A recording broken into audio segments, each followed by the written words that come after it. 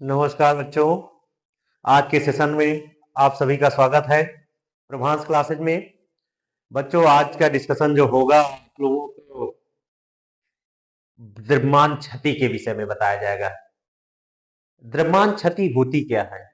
द्रव्यमान क्षति मतलब द्रव्यमान का ह्रास। स्टूडेंट, द्रव्यमान क्षति के विषय में जानेंगे। द्रव्यमान क्षति क्या होती है? द्रव्यमान क्षति मतलब कि क्या है? किसी भी नाभिक का जो वास्तविक द्रव्यमान होता है, किसी भी नाभिक का जो वास्तविक द्रव्यमान होता है, उस नाभिक में विद्यमान न्यूक्लियन, जो नाभिक में उपस्थित न्यूक्लियन होता है, और न्यूक्लियन में क्या होते हैं? प्रोटॉन और न्यूट्रॉन। उनके द्रव्यमानों के योग से सदैव कम होता है, जिसे क्या कहते हैं? द्रव्यमान क्षति कहते हैं। तो स्टूडेंट ध्यान दीजिए, अगर द्रव्यमान क्षति की परिभाषा बताई जाए, पूछी जाए, तो आप क्या बताएंगे? किसी भी नाभिक में, किसी भी नाभिक का वास्तविक द्रव्यमान, वास्तविक द्रव्यमान, ध्यान दीजिए, किसी भी नाभिक का जो वास्तविक द्रव्यमान नाभिक में विद्यमान, नाभिक में उपस्थित, नाभिक में उपस्थित उपस्थित न्यूक्लियानो, न्यूक्लियानो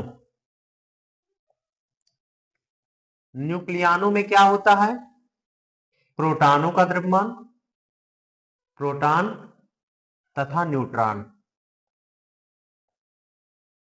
ध्यान दीजिए, किसी भी नाभिक का जो वास्तविक द्रव्यमान है, नाभिक में उपस्थित न्यूक्लियानो, न्यूक्लियन में क्या? प्रोटॉन तथा न्यूट्रॉन के द्रव्यमान, के द्रव्यमान के योग से, के योग से कम होता है,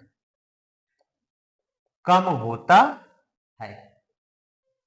अगर आपकी परिभाषा द्रव्यमान क्षति पूछी जाए कि आप लोगों से परिभाषा की द्रव्यमान क्षति क्या है, तो आप यही बताएंगे कि नाभिक का जो वास्तविक द्रव्यमान होता है, उसमें उपस्थित न्यूक्लियनों के द्रव्यमानों के योग से सदैव कम होता है। वो कैसे होता है? जैसे द्रव्यमान क्षति, अब इसको निकालते कैसे हैं? द्रव्यमान क्षति, क्षति क्षति बराबर क्या हो गया? न्यूक्लियनों का द्रव्यमान, न्यूक्लियनों का, न्यूक्लियनों का द्रव्यमान, न्यूक्लियनों का द्रव्यमान जो होता है माइनस नाभिक का वास्तविक द्रव्यमान, नाभिक का वास्तविक द्रव्यमान, वास्तविक द्रव्यमान। न्यूक्लियन, न्यूक्लियन में क्या होते हैं? प्रोटॉन का द्रव्यमान और न्यूट्रॉन के द्रव्यमान। लिखते हैं प्रोटॉनों का द्रव्यमान, प्रोटॉन का द्रव्यमान, प्रोटॉन का द्रव्यमान प्लस न्यूट्रॉन का द्रव्यमान, न्यूट्रॉन का द्रव्यमान, इनका योग हो गया माइनस नाभिक का वास्तविक द्रव्यमान, नाभिक का वास्तविक द्रव्यमान, वास्तविक द्रव्यमान।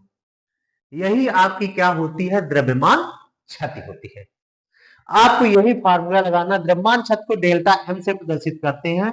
तो डेल्टा एम इक्वल टू क्या होता है? प्रोटॉन का द्रव्यमान न्यूट्रॉन का द्रव्यमान का योग कर देते हैं, और जो नाभिक का वास्तविक द्रव्यमान को क्या कर दिया जाता है? घटा दिया जाता है। यही आपकी क्या कहलाती है? द्रव्यमान क्षति। स्टूडेंट जानेंगे कि बंधन ऊर्जा क्या होती है। नाभिक की बंधन ऊर्जा, ध्यान दीजिए, नाभिक की बंधन ऊर्जा, बंधन ऊर्जा, बाइंडिंग एनर्जी ऑफ न्यूक्लियस, नाभिक की बंधन ऊर्जा। नाभिक की बंधन ऊर्जा क्या होती है? किसी भी नाभिक की बंधन ऊर्जा वह न्यूनतम ऊर्जा होती है, किसी भी नाभिक की बंधन ऊर्जा वह न्यूनतम ऊर्जा होती है जो किसी नाभिक में उपस्थित न्यूक्लियनों को अनंत दूरी तक अलग अलग करने के लिए आवश्यक होती है। अनंत दूरी तक न्यूक्लियनों को अलग अलग करने के लिए आवश्यक ऊर्जा का नाम क्या होता है? बंधन ऊर्जा। तो नाभिक की बंधन ऊर्जा जानेंगे, यही परिभाषा होती है। बंधन ऊर्जा वह न्यूनतम ऊर्जा है किसी भी नाभिक की बंधन ऊर्जा किसी भी नाभिक की बंधन ऊर्जा वह न्यूनतम ऊर्जा है किसी भी नाभिक की बंधन ऊर्जा वह न्यूनतम ऊर्जा है जो कि न्यूक्लियनों में क्या होता है? प्रोटॉन और न्यूट्रॉन को अनंत दूरी तक, जो कि न्यूक्लियनों को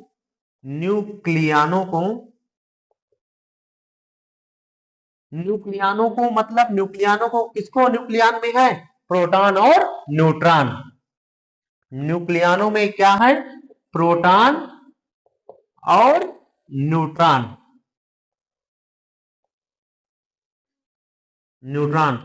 को अनंत दूरी तक अलग अलग करने के लिए आवश्यक होती है।